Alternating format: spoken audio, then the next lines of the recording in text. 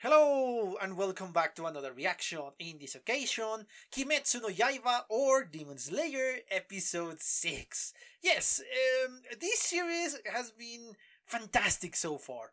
I like the characters and I like the villains. I like how they behave and that they are not just one-dimensional villains that are bad guys just for being bad guys.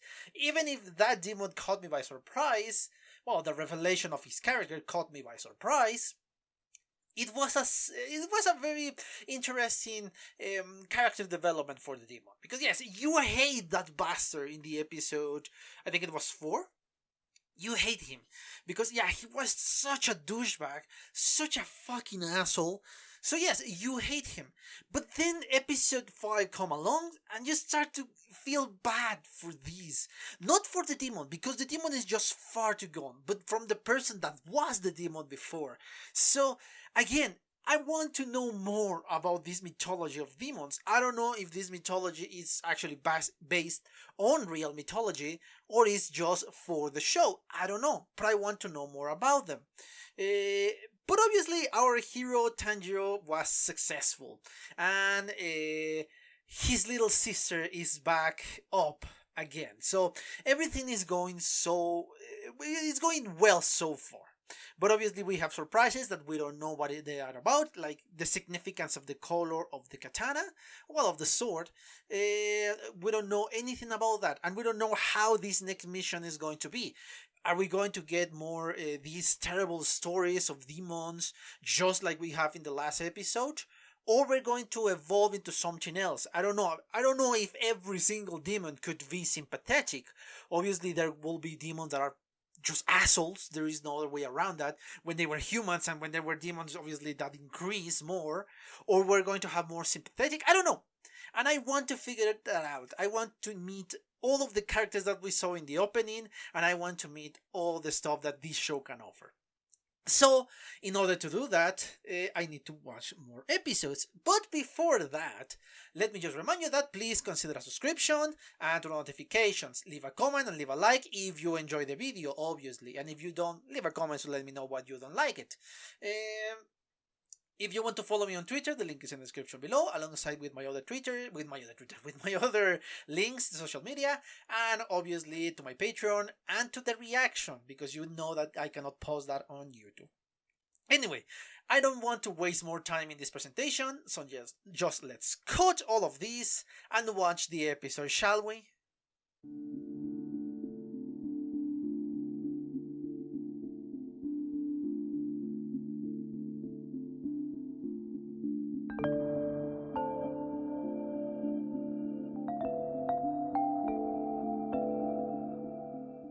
Okay, I'm back. I just watched a second time the 6th episode of the series of Kimetsu no Yaiba. Again, we are getting more and more information with each episode. Obviously, we got the information before that actually Nezuko didn't need to eat human flesh to recover her strength. She just needs to sleep.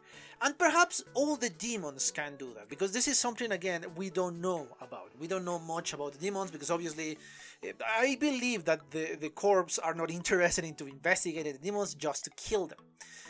Or capture them for them to practice and then kill them.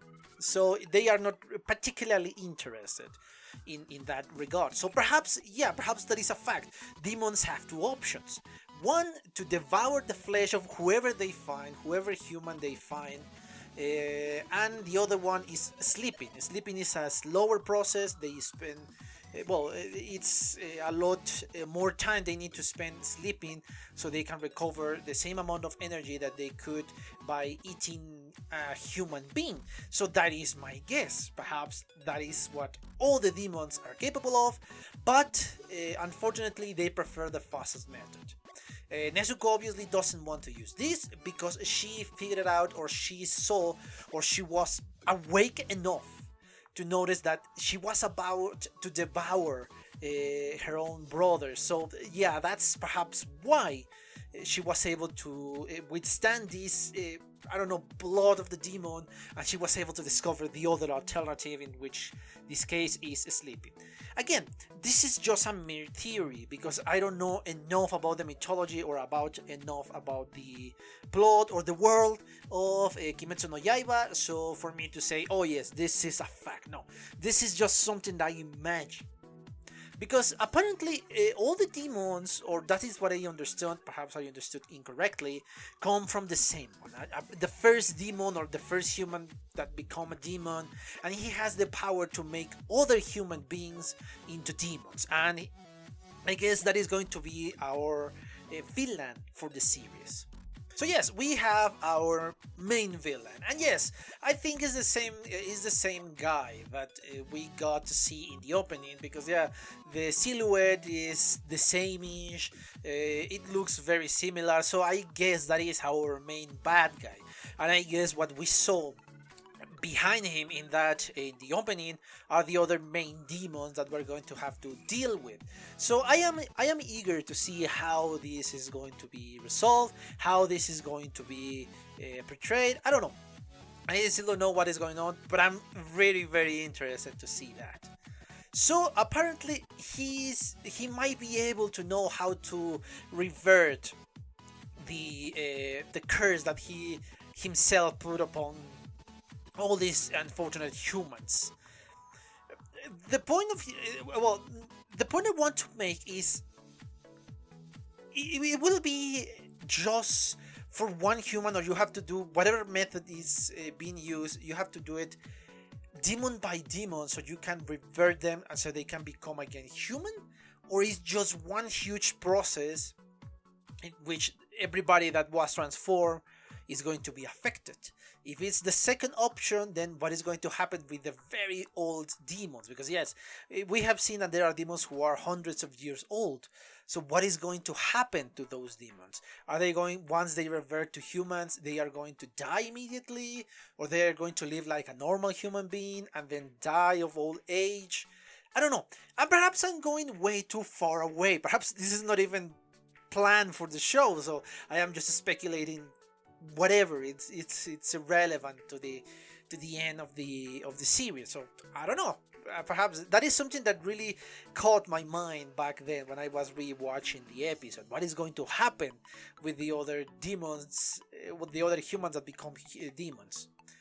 But yes, we got our main villain, and we got now the kind of significance behind the black sword that is so rare, so little amount of people get a black sword that nobody knows what are their properties, because I guess every single color has a specific properties. It's I don't know if it's faster or is just, I don't know, absorbs more light or absorb less light, or I don't know, because they haven't talked about any other property. Just that we know so little, or at least the demon hunters know so little about this black sword that is kind of considered bad luck, because yeah, not a lot of people, I guess, survive once they have the black sword, and since there are so little of them, nobody knows what is going on with said sword. So that is kind of, let's say, a bad luck for the black sword, but obviously we know that is not going to be the case, or at least I hope is not going to be the case, and we get to discover what are the properties of this sword, because yes, it caught my attention, that little detail in the last episode. We obviously got a new box for Nezuko. It's not just this giant basket, it's going to be a full box that is more resistant, and yes, it's smaller than the basket, but thankfully Nezuko can shrink herself. Now, to the fighting part, I love that they give Tanjiro a little bit of an investigation. It's just not arriving there, the demon is outside in the open and is attacking and just fighting. No, we got a little bit of investigation.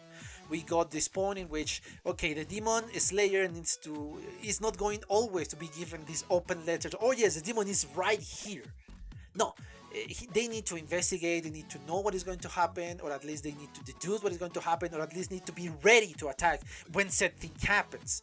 So I love the fact that yes, we see, it's kind of funny for our perspective to see Tanjiro just smelling everything like he was a dog. But that is his strong point, that is his very amazing sense of smell, so that's why he's doing it. But I love how the show is it never mocks that point. It's just showing you how Tanjiro is doing his investigation.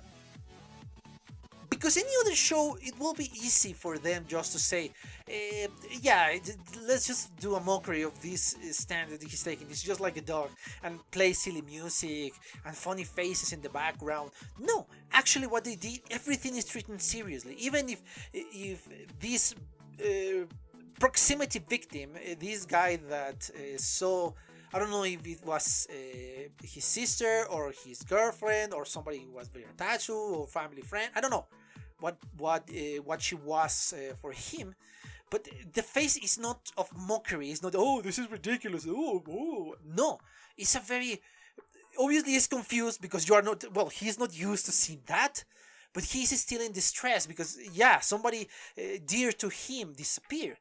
So I like that fact that, yes, this show can be silly. Of course it was. The last episode is the proof of that.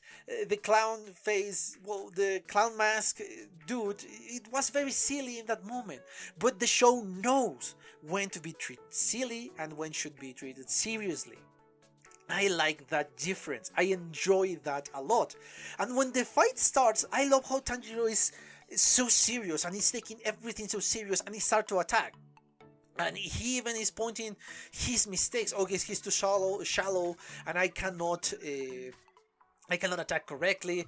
And then when 3 appears and he need to change his attack, yeah, because there are 3 demons and he was just expecting 1, but probably it's not 3 demons. It's the same demon that, thanks to his morphing ability, can divide himself into 3.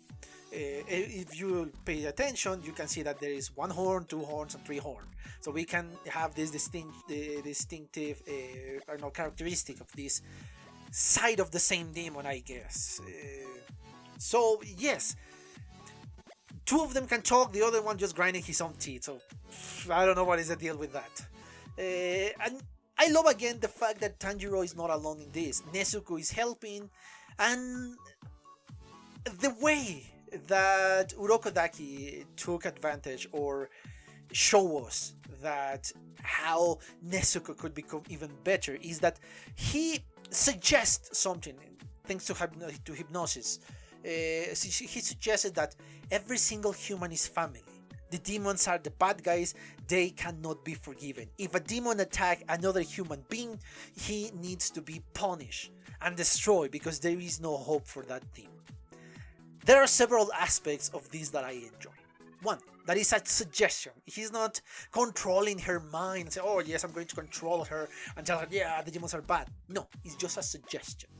You can reject suggestions. So that means that Nezuko wanted to help human beings. She doesn't like when demons attack human beings. And this is something that was very clear in the 2nd episode, when they encounter this demon in this house. I don't remember what it was. But she was furious because this demon dared to attack another human being. So again, it's a suggestion, which means she was very open to said suggestion. And now the rest of the family, I love how she sees herself and Tanjiro in this image that is projected, and she's trying to defend these humans because now they are family alongside with the rest. And she attacks, and unfortunately that is when the fucking episode was gone because I wanted to see that action scene. But anyway, I need to relax about it. I need to be patient and watch it in the next time. Yes, I need to tell myself this because if not I'm going to go crazy. Anyway, there is another aspect that I like about that speech. When a demon harms a human being, that is a great distinction. Why I said this? There is at least 1 demon that did not hurt a human being. That is Nezuko. We have that proof. We have the proof that demons can overcome that demonic blood and can control these urges of destroying and killing another human being. We know that they exist, at least 1. So Urokodaki is taking that into account. He's saying, just in case we find another demon like Nezuko, that demon needs to be protected. Needed to be not destroyed, because it's a demon that is not going to attack human beings, and that could help us. So there is a possibility. We might never find it, but that possibility is left open. So I like that small detail in the speech. Perhaps it's even insignificant, but I like the fact that they said that. If a demon hurts another human being, that demon needs to be punished. I don't remember the exact words that they were said, but it's along those lines. So I like that. I like how Urokodaki is looking beyond just the hatred towards demons. He's been rational. I like it. I really, really do like it. Oh boy, yes. There are small details that I really enjoy, that how a normal human being sees a Demon Slayer, that oh my god, he's so fast and he's jumping and he's attacking and he's awesome. He's still worried, but he acknowledged that. I love that they present this bar of normal human beings, and then the Demon Slayers that need to be very, very, very powerful so they can deal with demons. I like those little details. And yes, the little details of the anger of the town, that for example the father of this girl said he was beating the crap out of the other boy that really is completely innocent. He didn't do anything. He was not able to avoid all of this. But I understand the father, the frustration, what happened to your daughter. So yes, I understand why he was so angry. The woman or the wife was trying to stop him, but yeah, I understand the frustration of the father and why this guy, he's just walking endlessly, because yeah, he looks so lost at the beginning of the episode that you can feel pity for him. It's very hard, and it's very interesting to see all these small details that make this world a lot more credible. I love that show for that fact.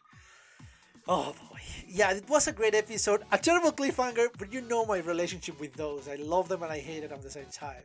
But anyway, I think I exhausted the topic of this episode. Let me just remind you that if you enjoyed the content of the channel, please consider a subscription and turn notifications. If you enjoyed the video, please give me a thumbs up, alongside with leaving a comment so I know what you think about the video in general. If you want to follow me on Twitter, the link is in the description below, and alongside with the reaction, probably if you are seeing this, you already know that.